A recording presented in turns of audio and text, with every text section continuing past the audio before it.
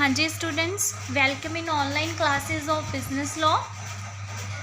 जैसे कि हम फर्स्ट लेक्चर में डिस्कस कर चुके हैं कि बिजनेस लॉ का मीनिंग और उसका स्कोप, और आज हम बात करने वाले हैं इंडियन कॉन्ट्रैक्ट एक्ट 1872 के बारे में। जैसे कि आपको पता है कि जो ये कॉन्ट्रैक्ट एक्ट है it's a part of business law.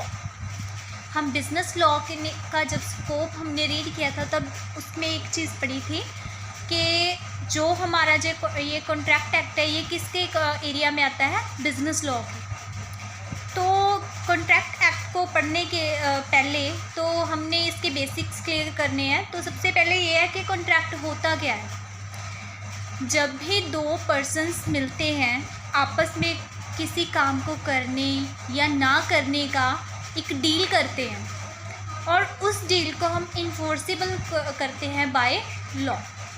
तो जैसे कि इसकी डेफिनेशन दी हुई है यहाँ पे, एन एग्रीमेंट बिटवीन टू और more persons which is intended to enforceable by law and is constituted by the acceptance of one party of an offer made to him by the another party to do or to abstain from doing some act।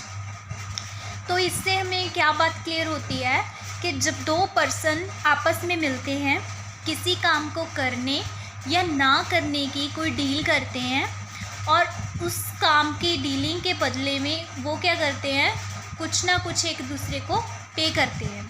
जैसे for example हम business की example लें इसमें, तो क्या होता है जब दो बिजनेसमैन एक दूसरे के साथ कोई कॉन्ट्रैक्ट करते हैं। जैसे फॉर एग्ज़ाम्पल ये मान लीजिए कि एक बिजनेसमैन है, उसने दूसरे पर्सन से कुछ खरीदना है, ठीक है।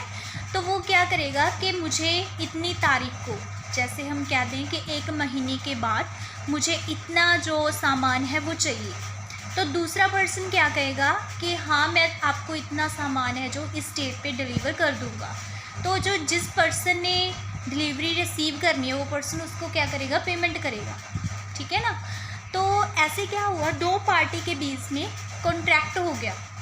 उसने कहा कि मैंने आपको सामान देना है, दूसरे ने कहा कि मैंने आपको आपका पैसा देना है, जो भी आपका उसका सामान के बदले में बनेगा। और उसके बाद वो क्या करते हैं, इसको रिटन फॉर्म में ले जाते हैं, ठीक है। रिटन फॉर्म में लिख दिया जाता है कि 1 महीने के बाद आपको जो इतनी डिलीवरी है इस डेट को देनी है और आपके इतने पैसे हैं जो इसके बनेंगे, ठीक है। तो इसको क्या बोलते हैं जी, कॉन्ट्रैक्ट। और इसके बाद क्या होता है, कॉन्ट्रैक्ट के 2 फैक्ट होते हैं, agreement and enforceability of law.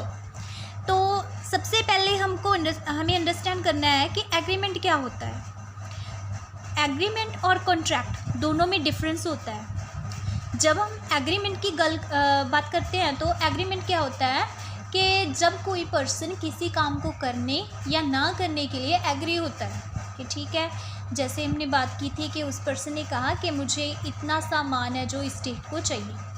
तो उसने सामने वाले पर्सन ने एग्री किया कि हाँ ठीक है, मैं इस डेट को सामान है जो आपको दे दूँगा।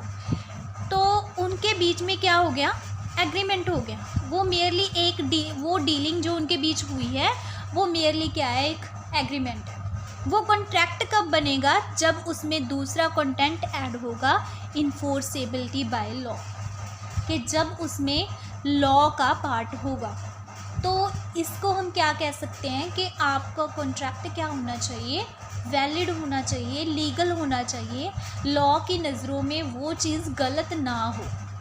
जैसे फॉर एग्ज़ाम्पल हम क्या दें कि कई चीज़ें होती हैं ना जो बैन होती है गवर्नमेंट की तरफ से, जैसे कोई भी नशा की चीज़ हो गई है ना, तो इन सारी चीज़ों की हम क्या नहीं कर सकते, डिलीवरी नहीं दे सकते किसी को। अगर इसका कॉन्ट्रैक्ट होता है तो हम लॉ के पास जाकर ये नहीं कह सकते कि सामने वाले पर्सन ने हमको इसका लॉट नहीं दिया, ठीक है, हमें ये डिलीवरी नहीं की।